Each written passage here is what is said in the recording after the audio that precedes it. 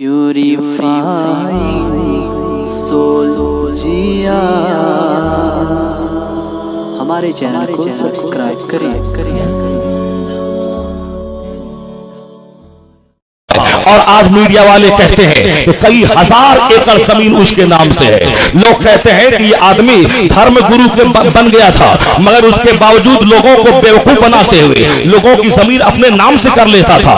لوگ ان کو اپنے گھر میں بلاتے تھے اور ان محبت میں 50,000 ہزار روپے ان کو گفٹ اور تحفہ دیتے تھے کہ میرے گھر میں چل کے چائے پی لیجیے، آپ اپنا قدم رکھ دیجیے، آپ اپنا چرن اسپرش کرنے دے دیجیے، یعنی قدم چومنے کے نام پہ صاحب پیسے مل رہے ہیں۔ وہ آدمی اسے تو دھرم لوگوں کی عقیدت دیکھ کر کے اسے تو اور دوسرا کام کرنا چاہیے، مگر دنیا میں ایسا ہوتا نہیں ہے۔ پیغمبر اعظم علیہ السلام فرماتے ہیں کہ تم لوگ جس طرح اپنے بیماروں کو پانی سے بچاتے ہو، اسی طرح اللہ اپنے نیک بندوں کو دنیا سے بچاتا ہے۔ یہ دنیا جب آتی ہے تو بے شمار خرافات ساتھ میں لاتی ہے۔ محنت کے بغیر جب پیسہ آتا ہے تو عیاشی آ جاتی ہے، شراب نوشی کی خراب لت آ جاتی ہے۔ جب پیسہ آتا، پیسے کی فراوانی ہوتی ہے، سب سے پہلے دماغ میں غرور آ جاتا ہے، نصیحت کی باتیں آدمی پاؤں کے نیچے دبا دیتا ہے، اور جب غرور آ گیا، جب اپنے سے بڑا کسی کو نہیں سمجھے گا، پھر اس کے بعد وہ موج مستی عیاشی کرنے لگتا ہے۔ شراب پینا الگ، وہ مغرور بننا الگ، عیاشی کرنا الگ، دوسروں کا حق دبانا الگ، اور مزید پیسے کی للک اور شوق بڑھ جاتا ہے۔ اب جتنا پیسہ ہوتا جاتا ہے دوسروں کی زمین دبانا اور پھر اپنے اختیار کا غلط استعمال کر کے لوگوں کو بھگا دینا، دوسروں کی زمین ہڑپ لینا، یہ ساری چیزیں دنیا میں ہوتی ہے۔ اللہ نے نمرود جیسے مزدور کے بچہ کو دنیا کا بادشاہ بنا دیا، اتنی دنیا دے دی اس کو کہ دنیا بھر کا حاکم بن گیا، لیکن دماغ میں کیڑا کاٹا کہ میں خدا ہوں، لوگ مجھ کو سجدہ کریں، تو اللہ نے چھوٹ دیا 10 سال 20 سال 25 سال 50 سال، لیکن جب اللہ پکڑا ہے تو معمولی مچھر سے نمرود کو ہلاک اور تباہ کر دیا، ان کی جڑیں کاٹ دی ہے۔ ایک مزدور کے بچے کا نام تاریخ میں آتا ہے، وہ فرعون، انتہائی درجے کا غریب آدمی تھا۔ اللہ نے اتنی دولتیں دے دی فرعون کو کہ پورے مصر کا بادشاہ بن گیا۔ آج کے ڈیٹ میں کسی ٹاٹا برلا جندل متل بل گیٹس کے پاس اتنی دولت نہیں ہے کہ لوگ چلے تو 1 مہینے تک بل گیٹس کی زمین پہ چلے۔ آج کے ڈیٹ میں امریکہ کا بل گیٹ دنیا کا سب سے بڑا مالدار آدمی ہے، اس کے پاس بھی اتنی زمین نہیں ہے کہ کوئی چلے تو 1 ہفتہ تک اسی کی زمین پہ چلتا رہے، مگر مزدور کا بچہ فرعون غریب ترین آدمی تھا۔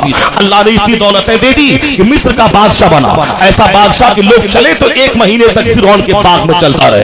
وہ حسین باغات، اس باغ میں بلند ترین عمارتیں اور صاحب وہ نہریں، یعنی ہر طرح کی نعمتوں سے مالا مال کر دیا۔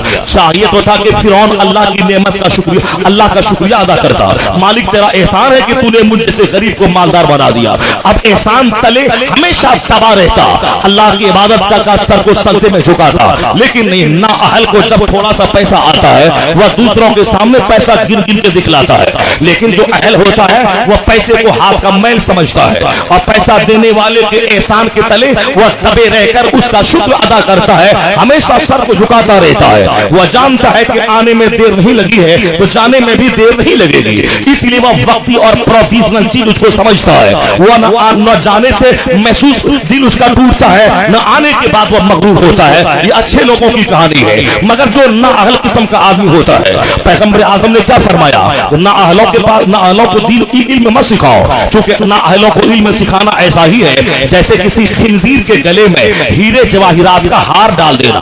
کوئی سور ہے، خنزیر ہے، اس کے گلے میں ہیرے کا ہار ڈال دیا جائے تو وہ اس کو شوبھا نہیں دیتا ہے۔ اسی طرح سے جو نا اہل، جس کے جو علم سیکھنے کے بعد علم کی توہین کرے گا، جن کی وجہ سے مذہب کی توہین ہوگی، ان کے کیریکٹر کی وجہ سے دینی ثقافت مجروح ہوگی، اس نا اہل کو علم دین مت سکھلاؤ، ورنہ اس کی وجہ سے دین برباد ہو جائے گا، اس کی وجہ سے لوگوں کا دین تباہ ہو جائے گا۔ یہی وجہ ہے کہ ایک آدمی جب کسی کو اپنا آئیڈیل سمجھ لیتا ہے، وہ آدمی اگر تباہ ہوتا ہے تو جتنے لوگ اس کے پیچھے ہوتے ہیں سب تباہ ہو جاتے ہیں۔ ذرا غور سے سننا، فرعون کے دماغ میں کیڑا کاٹا کہ میں خدا ہوں، لوگ مجھ کو سجدہ کریں، انا ربکم الاعلی، تو اللہ نے اس کو چھوٹ دی۔ کتنے دنوں کی؟ 400 سال کی چھوٹ دے دی۔ آج لوگوں کو چھوٹ ملتی ہے 10 سال 20 سال کی، اسی میں وہ اترا جاتا ہے۔ لوگ کہتے ہیں کون خدا، کیسا خدا؟ پیسہ کماؤ، پیسہ بولتا ہے، پیسہ رہے گا تو سارے لوگ سجدہ کریں گے، سارے لوگ ہاتھ اور پاؤں چومیں گے، یعنی جو بولی کافروں کی ہے وہی بولی مسلم سوسائٹی کا جاہل بھی بولنے لگتا ہے کہ نماز پڑھنے से पैसा बढ़ता है? कौन बोलता है? हम लोग तो 50 साल से नमाज नहीं पढ़ते हैं, पैसा बढ़ रहा है। ये आदमी 50 साल से सूद खा रहा है, पैसा बढ़ रहा है। ये फिक्र है चंद जाहिलों और अल्लाहों के दरमियान। जब लोग बोलता है कि फजर की नमाज नहीं पढ़ेगा तो चेहरे का नूर खत्म हो जाएगा, ईशा की नमाज नहीं पढ़ेगा तो नींद से राहत खत्म हो जाएगी, मगरिब की नमाज नहीं पढ़ेगा तो वालिदैन से फरमाबरदारी खत्म हो जाएगी, असर की नमाज नहीं पढ़ेगा तो बदन से ताकत खत्म हो जाएगी, ज़ोहर नहीं पढ़ेगा तो रोजी से बरकत खत्म हो जाएगी। ये तो 50 साल से नमाज नहीं पढ़ता है, इसका कारोबार बढ़ता जा रहा है, मकान पे मकान खरीद रहा है, दुकान पे दुकान खरीद रहा है, गाड़ी पे गाड़ी खरीद रहा है। बनारस में मेरे पास एक घर नहीं है, उनके पास 50 बंगला है, एक घर में रहता है, 49 बंगले का किराया आता है।